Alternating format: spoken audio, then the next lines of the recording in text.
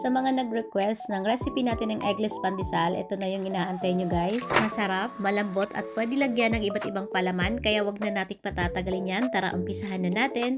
Dito sa ating bowl, ilagay lang natin yung ating warm water, sugar at saka yung ating instant yeast. Hahaluin lang natin ito hanggang sa matunaw lang yung ating instant yeast. Then ilagay na rin natin ngayon yung ating bread flour, bread infruber, salt, at saka yung ating buttermilk powder. Ito yung ginamit ko dito guys. Ayan, pwede kayong gumamit ng skim milk powder or ibang brand ng powder milk. Or pwede naman guys, kahit wala. Then ngayon, hahaluin lang natin ito hanggang sa mag-form lang siya ng dough at wala na tayong nakikitang dry flour dito sa ating bowl. Tsaka natin ilagay yung ating star margarine or star margarine. Ayan, ito yung brand na ginamit ko dito guys. Ayan, para kung gusto nyong Pinoy na Pinoy yung dating or yung bakery style talaga na pandesal. Ayan, ito yung brand ang gagamitin nyo. Pero pwede kahit naman na butter ang gagamitin nyo dito or shortening. Then, ayan, continue lang yung paghalo natin hanggang sa magiging smooth na yung ating dough. Pwede kayong gumamit ng mixer dito. Pero ito, since 3 cups lang yung gagawin natin ngayon, kaya mano-mano lang yung paggawa natin. Then, kapag ganito na siya guys, smooth na siya, gagawin natin muna yung ating window pane test. Ayan, para masiguro natin na ready na yung ating dough at siguro daw tayo na malambot talaga yung ating tinapay. Kapag ini-stretch na siya at kaya nyo na siyang panipisin na hindi siya gaanong napupunit, ibig sabihin ready na yung ating dough. Paalsahin lang natin siya ngayon ng 45 to 50 minutes, depende po sa inyong area.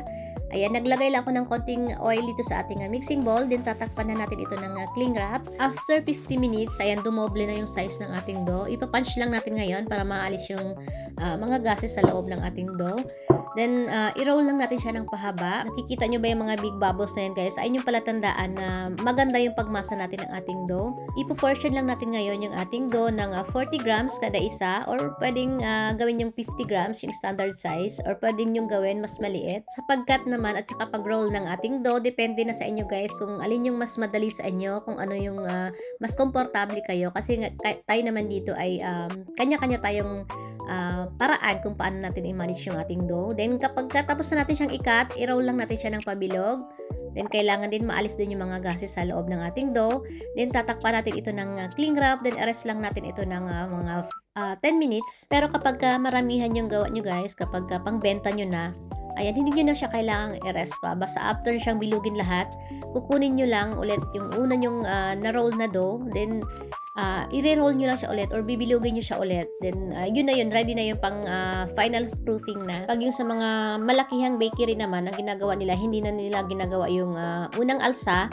After magiging smooth ng kanilang dough, kinakat na nila agad yun. Then, tsaka na lang nila nire-rest after nilang i-shape ng kanilang dough. Yung iba naman, binabaston nila. Wala silang first proofing. Ang ginagawa nila, after nilang smooth yung dough, ikat na nila agad yun. Then, doon na sila babawi sa final proofing. Ginagawa nilang hanggang 2 to 3 hours yung pagpaalsa nila. Dito naman sa atin kasi nga ginawa natin yung unang alsa or yung first proofing time. Ayan, kaya yung final proofing natin ay ginawa na lang natin na 45 to 50 minutes or hanggang sa 1 oras. Then after natin i-roll yung ating dough sa breadcrumbs, ayan, paalsahin lang natin ito ulit. Ito na yung final proofing natin, 45 to 50 minutes or hanggang sa magdoble lang yung size ng ating dough.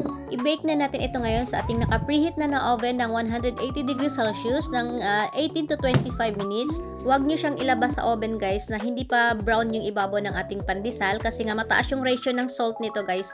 Kaya mas matagal yung baking time niya at kaya malutong din yung labas ng ating pandesal dahil dun sa salt na nilagay natin. Dahil konti lang din yung sugar content nito guys. At saka yung bread infruber na nilagay natin, may naitulong din yun kaya nagiging golden crispy yung ibabaw ng or yung labas ng ating pandesal. Pero kung wala naman kayo nung bread infruber, pwede naman guys, ayan, optional lang yun kung halimbawa kung pang bahay nyo lang. Pero kapag pangbenta nyo na guys, mas maganda kung lagyan nyo siya ng bread infruber dahil tumatagal din yung shelf life na kapag may bread infruber tayong nilagay. At ito na yung freshly baked natin na eggless pandesal. Ayan, mainit-init pa ito guys, kaya hirap na hirap akong buksan siya or hatiin siya. Saktong-sakto ito dun sa mga gustong kumain ng pandesal guys na hindi ganun katamis at konti lang yung sugar content niya at hindi siya yung pangkaraniwang pandesal guys na yung malinamnam, yung parang malalasahan mo talaga yung gatas. Ito naman guys ay parang ang medyo maalat-alat siya kaya best siya na partneran ng or lagyan ng iba't ibang klaseng palaman kagaya ng peanut butter. Ayan, strawberry jam yung pinaka gusto kong ipalaman dito guys kasi medyo matamis yung strawberry jam kaya tapos medyo maalat-alat yung